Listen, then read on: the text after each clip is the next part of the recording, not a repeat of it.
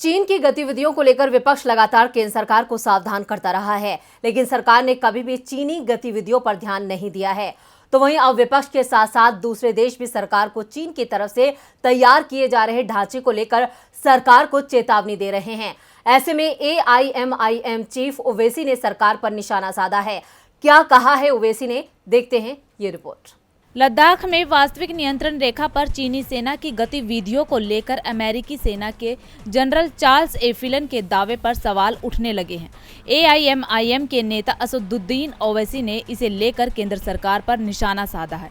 ओवैसी ने कहा कि हमें ये बताने के लिए अमेरिकी जनरल की जरूरत है कि चीन की तैयारियों और गतिविधियों से लद्दाख की स्थिति चेताने वाली और आंख खोलने वाली है, क्योंकि हमारे मुखर प्रधानमंत्री चीनी बोलना भूल गए हैं।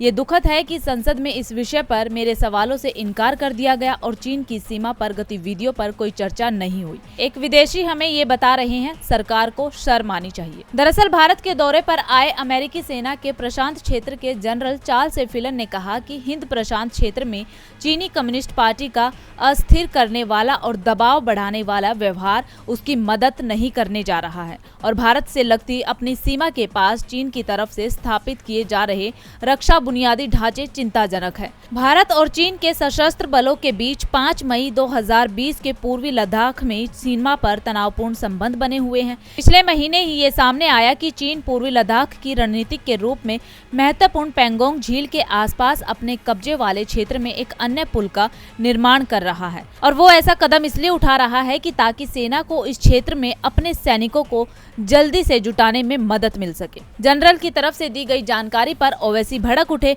और सरकार पर गंभीर आरोप लगाए, लेकिन ये बात सच में चिंताजनक है कि भारत पर पड़ने वाले खतरों की जानकारी अब विदेशों से हमें मिल रही है। DB लाइव की रिपोर्ट।